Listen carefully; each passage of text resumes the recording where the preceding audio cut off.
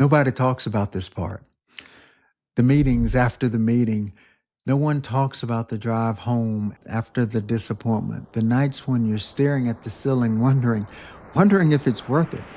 Because every leader reaches a moment when they want to quit. And it's not because they're weak. It's not because they're incapable, not because they weren't called, because they're human.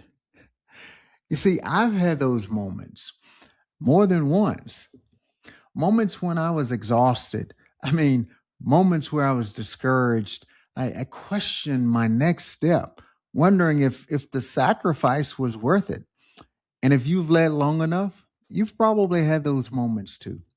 So today I want to talk about what keeps a leader moving forward when everything inside of them wants to quit. Welcome back to RiseToLead. I'm Doran Anderson. In episode 1, I shared the dirt that built me.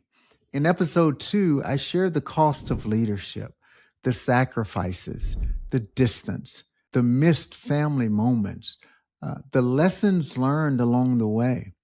But today I want to talk about something every leader experiences and very few leaders want to discuss, and that's discouragement. Because leadership isn't just challenging when things go wrong. Leadership is challenging when you've done everything right and things still don't go according to plan. You see, that's when leaders discover what they're really made of. Leadership, and one of the biggest surprises in leadership, is how lonely it can feel.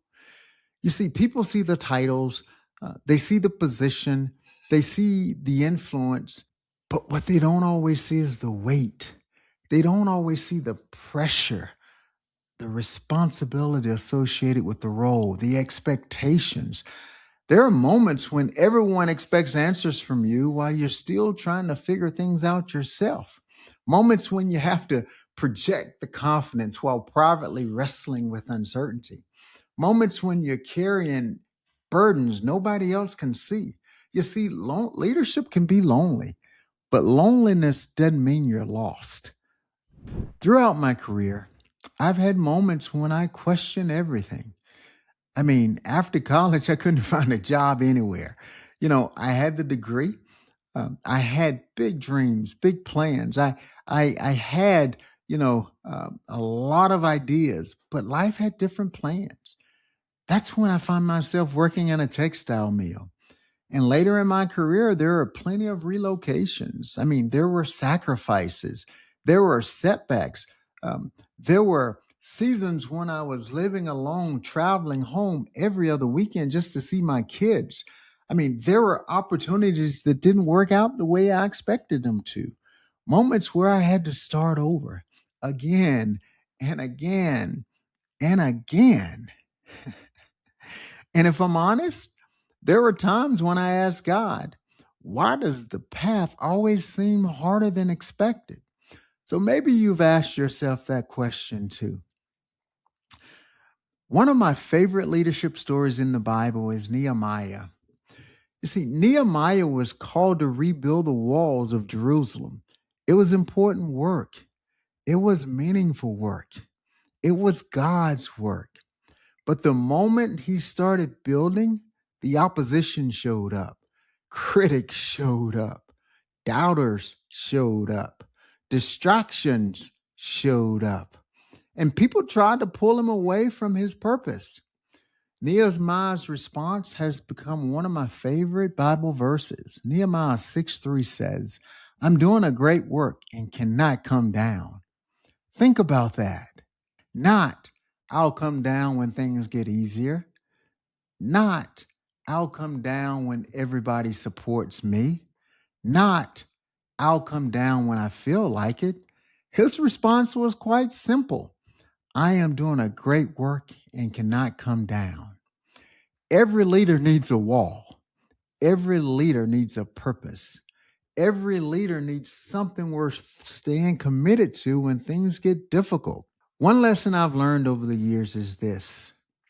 Sometimes God doesn't remove the obstacle. He develops the leader. We pray for strength. God sends challenges. We pray for wisdom. God sends experiences. We pray for growth. God sends opportunities to grow. The truth is, the difficult seasons shaped me far more than the easy ones. The setbacks taught me. The disappointments humbled me. The uncertainty strengthened my faith. And the obstacles built resilience. Looking back, I wouldn't have chosen many of those seasons, but I wouldn't trade what they taught me. One of the greatest mistakes leaders make is quitting too soon.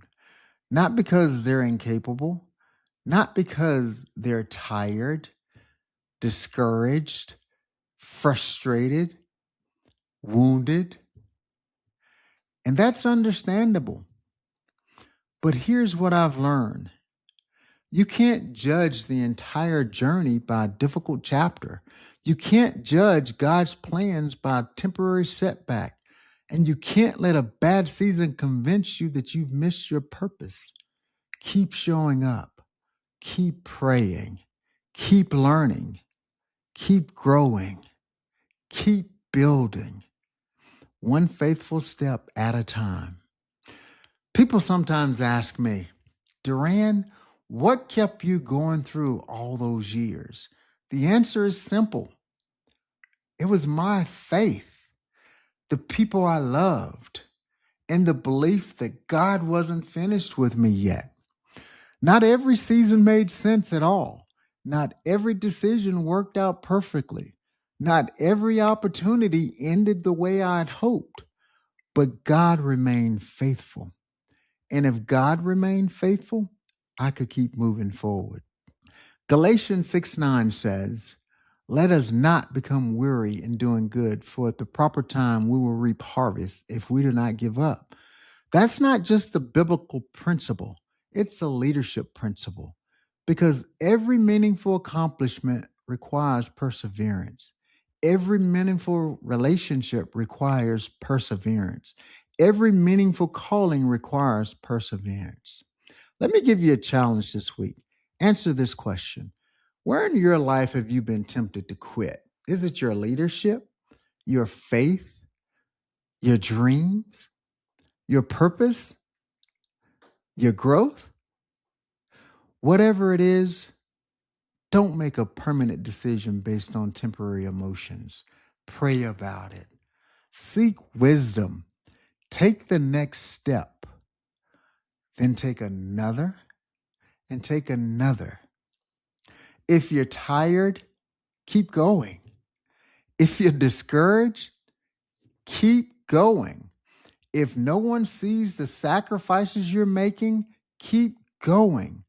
And if you're questioning yourself, keep going. Not because success is guaranteed, but because purpose is worth pursuing. And sometimes breakthrough you've been praying for is waiting on the other side of one more faithful step.